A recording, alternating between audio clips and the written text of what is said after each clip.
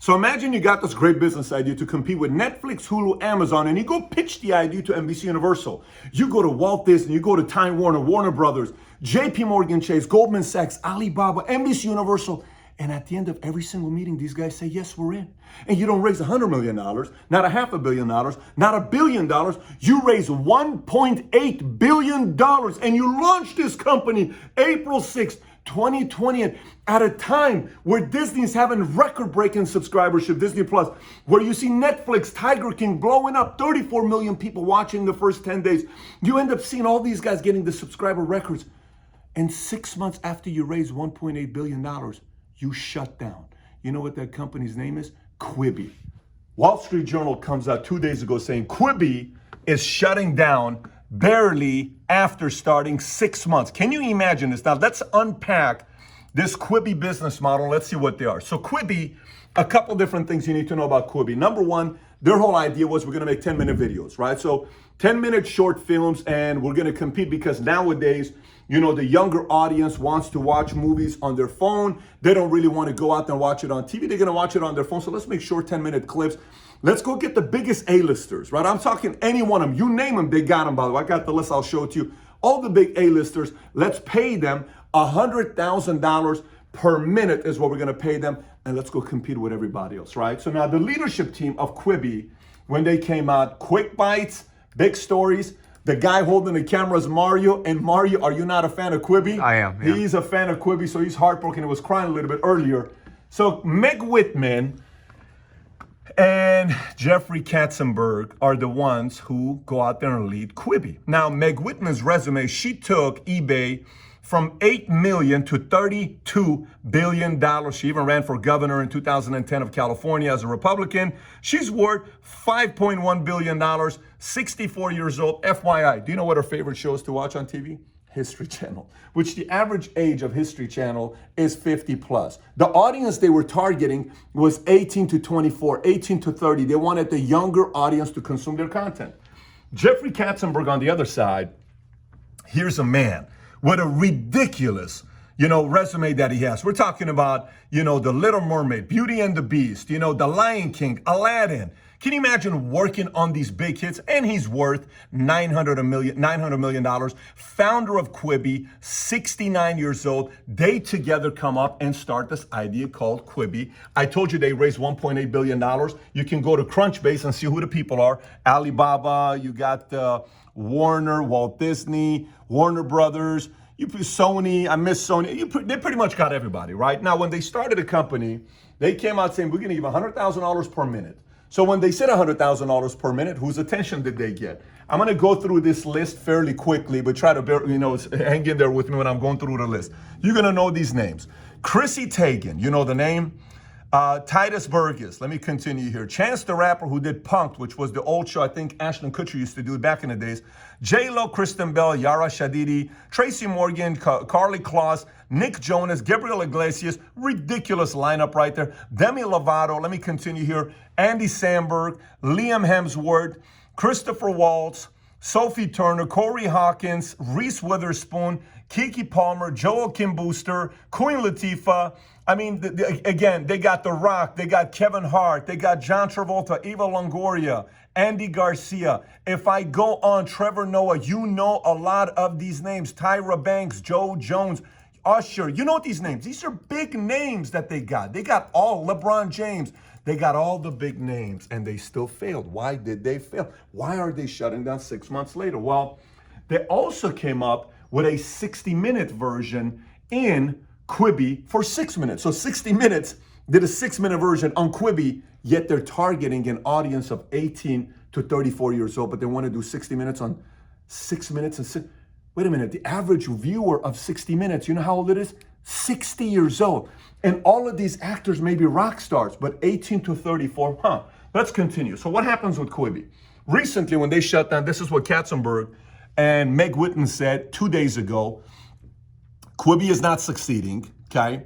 Likely for one of two reasons. Because of the idea itself wasn't strong enough to justify a standalone streaming service, or because of our timing. So what they're talking about, the fact that, maybe the idea wasn't good, or pandemic kind of hit, and people really consuming videos on their phones because they were at home, so they weren't working, they were watching stuff on their TV or their PC. But I can tell you for myself, I'm 42 years old. When the pandemic came and I was 41, I consume more content on my phone than this. Matter of fact, let's look at some data on what happened during this time. So during the pandemic, this is an article from August 5th. So it's not a today article, but this is from 2 months ago. TV watching and online streaming surge during lockdown. Ready? Adults spend nearly 6.5 hours a day watching TV and online videos. 1 hour and 11 minutes per day spent watching streaming videos, double what it was before the pandemic. 12 million customers signed up to new services like Netflix, Amazon Prime, and Disney. Viewing figures for video streaming services up 71%. Watch this. Quibi got 5.6 million subscribers. When they first got started, their app was ranked number 3. The day they launched, April 6th, their app was ranked number 3. Immediately, they were not even in the top 50. And report says Quibi lost 92% of its original early users after free trials, meaning when they first came out, they got 910,000 users because they gave it away for free for a couple weeks. Only 72,000 agreed to pay afterwards. Think about this, what is taking place with them. So now, Q2 was a tipping point in streaming wars. Here's how the media giants stacked up. If you look at some data here, Disney hit 60 million plus on Disney Plus, 60 million, on track to crack their number. They were just crushing it. Netflix was crushing it. Every data you pretty much look at was a great time for these guys. Now let's continue a little bit more with Quibi. While they came out, rather than spending a chunk of their $1.8 billion advertising on TikTok or Instagram, 18 to 34, maybe not Facebook, but even Facebook, because Facebook allows you to go viral, or Twitter. Here's what they ended up spending their money. They spend money advertising on Oscars, okay? They spend money advertising Super Bowl. They advertised during the Super Bowl. Do you know what happened when they advertised on Super Bowl? Let me read this article to you that I think is very important for you to see. When they advertised on, Super Bowl, do you know what the average viewer thought they were watching? Watch this. Okay, Quibi Super Bowl ad. Okay, you ready? Watch what it says here. Quibi Super Bowl ad, 70%. You got to see this. This is just classic, hilarious. When they came out with their ad, here it is. When they came out with the ads, here's the article. And the market research shows it's Oscars and Super Bowl ads. 70% of respondents said they thought Quibi was a food delivery service. How bad of a job can you do on advertising where I'm watching? You spend $5.5 million on Super Bowl ads. You could have spent that $5.5 million of ads on TikTok, Twitter, Instagram to get the 18 to 34. So let's look at what kind of followership they got on TikTok. They had 512,000 followers on TikTok, 13.4 million likes, which is not bad. That's the audience you want to be on. Facebook, they only had 50,000 likes, which, by the way, it doesn't take a lot to get a lot of followers on Facebook. You could have spent $1 million and you would have blown up your Facebook and got things to go viral for people to spend money. Twitter, they only had 57,000 followers. Instagram, they only had 281,000 followers. So they weren't really spending a lot of money there, but they did spend money on Oscars. And by the way, the Quibi executive denies that this happened, meaning that people thought Quibi was a food delivering service. So they completely missed the mark. So now watch what happens here. Blake Robbins comes out and tweets and he says, put David Dobrik's vlogs exclusively on Quibi on actual release schedule. Also give Mr. Beast, which I don't know if you know who Mr. Beast is, obviously used the wrong name here, but use Mr. Beast a massive budget and watch him create magic. Because the question was asked, how would you fix Quibi? That's what Blake Robbins said. Reed, the manager of Mr. Beast, comes out and said, we tried, they said what? No. You ready? This is Mr. Beast. 45 million subscribers. He is exactly the audience that Quibi wants. I just sorted by their most popular views. His number one video has 101 million views, then 76, 76, 75, 74, 70. So he didn't get lucky. 73, 72, 72, 60. This guy is crushing it. They could have got a guy like this, but no, they're not interested. They want more older stars who are A-listers to pay more money. They don't want to get a guy like this because who would follow somebody like this? I mean, honestly, who would ever watch somebody like Mr. Beast? Not a lot of people, maybe only 45.3 million subscribers, which, by the way, if you combine NBC, ABC, CNN, Fox, CBS. If you combine all of those YouTube channels combined, he's got more subscribers than them combined. You can add ESPN on top of that, Bloomberg on top of that. He's still got more than they do. He's got the eyeballs. So now, here's an example. Borat just comes out, right? Now, if you're watching Borat marketing, Borat's a genius, and they're supposed to be marketing geniuses. Meg Whitman is a genius. She didn't get lucky taking eBay from 8 million to 32 billion. Here's what David Dobrik did, teaming up with Borat to promote the new movie. Now watch this. Here's an 8.1 million subscriber channel. I don't even think this is his main channel, but it's one of his channels. Watch what happens. This video comes out 2 days ago. Here's what the video looks like. Watch this. I wanted to bring you guys here today to introduce you guys to one of my friends. Okay. He flew in all the way from Kazakhstan. Watch this. Borat? No, it's not. Yeah. I lied. Here's how you do marketing. Watch what he does. There's a $150,000 Tesla there. Watch. Hi. Oh no! No! Oh my god! Oh my god! Back it up! Back it up! Okay. Back it up! Back it up! Backs it up. Fuck. Okay. You ready? Listen, I will get this. 6.5484 million viewers in 2 days. That's how you do advertising, okay? You get these young guys know what they're doing. If you would have gotten these younger people, they know what they do to promote Quibi. Can you imagine what Mr. Beast would have done if he would have been on Quibi? And they would have said, can you make a video? 76 million views. Imagine the amount of eyeballs said, I want to go watch a unique series with Mr. Beast. Now, a couple of the names they could have gotten. If you go do some research on who the big YouTubers, I made the list over here for myself. Okay, you ready? Logan and Jake Paul. Whether you like them or not, that's your audience. You got, we talked about it, Ninja, Emma Chamberlain, PewDiePie, Ryan, the kid that's got 22 million subscribers, makes 7 million a year. You got, maybe even PewDiePie's a little bit older, but he'd still be good. Liza Koshy, Dolan Brothers, Tal Fishman, Merrill Twins, Tessa Brooks, Charlie D'Amelio, 20 videos she's got on YouTube. You ready? She's got 20 videos on YouTube. You know how many subscribers she's got? Nearly 8.5 million subscribers. You think you want that audience? That's the audience that can market for you. So then, one of the things they did, the mistakes that they made, let's unpack this. When you're watching a video on Quibi, you couldn't take screenshots. They turned off. Their technology was so ridiculous where you would watch, you turn it around, you start watching a movie right here, right? 10 minutes. Ridiculous technology, very smooth, very swift. But you couldn't take screenshots because they didn't want their content to be stolen. The audience they want screenshots, to take a screenshot and send to a friend and say, watch this over here, watch this over here, watch this over here. They couldn't get their users to advertise and work for them. They prevented that from happening. So imagine you get a new app that comes out with a bunch of regulations that you can't use. Do you like that? Doesn't it need to be a little bit freer? My good friend Robert Kiyosaki wrote a book once called Rich Dad, Poor Dad. The book ends up selling, I think, 32 million copies. That's up here. You know what he said one time? He says, Pat, you know the book's been sold 80 million times. 80 million copies have been sold, 32 million of which he got paid on, give or take. He said, I asked him a question. I said, how do you feel about the fact that the book's being pirated? You know what he said? He says, I don't care if it's pirated. You know why? I said, why? It's free advertising for me. It's more advertising. Quibi missed the big mark on basic advertising. Let your users work for you. But they didn't do that. So what ends up happening? They got another lawsuit right now that's going on, which could be one of the reasons why they're shutting down, because the company's batting a lawsuit by an interactive company called Echo, which claims Quibi is violating its patents and had stolen trade secrets.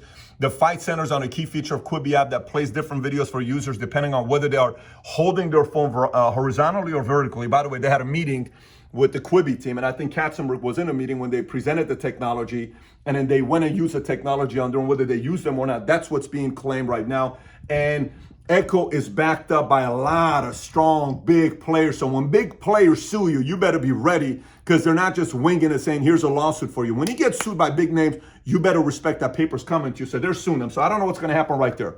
Now, a couple things to be thinking about while we're going through this. What mistakes? Number one, know your customer. And not only know your customer, know where your customer is. So if you know who your customer is, you're going to say 18 to 34. Great. Where is your customer? Maybe Insta, maybe TikTok. Maybe I got to go get some of these big YouTubers. If that's the audience you want, go get them. Why are you getting bigger A-listers that you have to pay more money for just because they have a bigger name? They're in their late 40s, mid 40s. Some of them you got to in their 30s. But go get some of these younger guys. They missed the mark on that part right there. The whole thing with marketing was a big mark. The other thing we can learn from this, just because you have money, just because you have big names, doesn't mean that they're hungry. You know the whole idea about a startup guy that comes up and says, we're going to go out there and take over the world? That hunger goes away the richer you become for most people who are not visionaries. For example, Elon Musk is not doing it to go out there and become rich and all this other stuff. Elon Musk cannot help himself. Jobs cannot help himself. When he went and create a Pixar, he had a chip on his shoulder. He wanted to prove a point. You fired me, Apple, watch what I'm going to do. There wasn't that element with Quibi. It's just kind of like a business. You know what? It didn't work. Did you see the statement? Wasn't succeeding, maybe because of the idea, maybe because of timing, but it's not succeeding. So guess what? We're just closing it down by two beasts, Katzenberg and Whitman. These are not regular lightweight people, but they shut it down. The other part of it is you're not connecting with your target audience. Are you a tech company? Are you a media company? Because I don't know if you know or not, even though they have all this great content, they didn't own most of it. The content wasn't theirs. The content wasn't owned by them. So are you just a software that does this? Because if you're just a technology company, that's a different story. Versus Netflix goes out and says, we're going to buy this content, we're going to pay for it, we're going to own the content. Quibi didn't own most of their content, and money alone won't do it. They didn't listen to their audience fast enough. When you're coming up and you have an MVP product, audience is going to tell you, we don't like this, we don't like that, we don't like this. You got to be faster to make the changes. We just launched an app 3 weeks ago, 2 weeks ago. And from day one night we stayed here, had 4 Zooms, and people were calling on midnight till 1 o'clock in the morning. I'm here with all my staff members. We're answering questions because you got to listen to your users. If you don't listen to your users, quickly you lose them, especially if you say your target audience is young. And last but not least, a couple things. Why did they quit? Why are you shutting down? How do you know this is not going to work out? Why are you closing up shop? How do you know it's not going to work out? You realize Netflix, nothing major happened to Netflix until Netflix came out with Orange is the New Black and Netflix came out with the House of Cards. Nothing happened to Netflix until they came out with that. The moment they came out with that, I remember I got calls, text messages, people telling me, watch House of Cards, watch House of Cards, watch House of Cards. I'm about to go to Tuscany, Italy. I come home. I watched all the 12 episodes throughout the night. I couldn't go to sleep. I said, I'm going to sleep on the flight to Tuscany, Italy, just because my dad, a guy named Carl, all my friends, you got to watch this. So then, babe, I guess we need Netflix. And we've had Netflix since then. So they gave up maybe a little too early where they could have had a little bit more momentum. 6 months of giving up, and they're going to give $350 million back to the investors and they're just going to move on. I don't understand that concept. Maybe the lawsuit is bigger than we know. I don't know, but 6 months is too quick. Amazon needed transparent before they took off. Hulu need the Handmaid's Tale. Even Disney had the Mandalorian. Isn't that the Star Wars series that you like? They came out with, and then boom, next thing you know, it takes off. You know, at this point of the game, a part of it for me was exciting because you saw Goldman, Alibaba. You're like, oh my gosh, this could compete. It's capitalism's great when you got a lot of different ideas competing against each other. But the other part of it is, let's just say the lawsuit's not the big issue. Let's just say the lawsuit's not the big issue. Let's say it's not. Let's say you decide to completely change the strategy before you throw in the towel and you say, let's go get these big YouTubers and why don't we give them a different perspective than give them the money? What's that? Don't give them money. Give them equity. What do you mean? Give them equity. Say, here's 10 million shares that we want to go find talent. Hey, Mr. Beast, you want some shares? Let's go build this thing to a $100 billion company. Hey, Logan and Jake, you guys want? Let's give you some shares. So give them ownership where they sell it, not $100,000 per minute type of stuff, and see what these young bucks could do. I mean, obviously, Mr. Beast has got 45 million subscribers because he knows what he's doing. Why throw in the towel? That part I fully don't understand after 6 months, especially when you still have $350 million. I do understand you need more money to go create more content, but maybe your strategy needs a massive change. Netflix used to send those DVDs. Do you remember? You would buy it, it would send to you, and they would not send another one until you send it back to them. And that was a system. Even my wife used to do that all the time with Netflix. 4 movies came in, send them back. Another 4 movies came in, send them back. And then Netflix adjusted and went to a completely different approach. Not a $150 billion company. Just because this didn't work at first doesn't mean you throw in the damn towel, Quibi. So unless if there's something darker, bigger that we don't know about, I think they shouldn't have given up. And I think they should have gone at least for 6 more months, 12 more months. Test this one more thing out and see what would have happened with these big YouTubers. And then from there, if it failed, you don't lose a lot of money. You gave up equity. You didn't give up money. You gave up equity. Let them also go fight for it. Anyways, I don't know. That's my thoughts. What do you think about what happened to these guys? And if you're watching this video, St. Pat, I enjoyed the way you broke down this whole Quibi concept. I got another video I want you to watch. It's a whole concept about Disneyland and Disney World. what happened to Disneyland. Both Disney-owned company, both ran by Bob Chapin and, if I'm saying the name correctly, and Bob Iger, and executive chairman and CEO. One is in LA, one is in Anaheim, one is in Florida, one is in California. California one still isn't open for 200 plus day. Florida wasn't open July 11th. What's the difference? If you haven't seen that video, I highly recommend you click here to watch that video as well. And then if you're not subscribed to the channel, please do so. Thanks for watching, everybody. Take care. Bye-bye.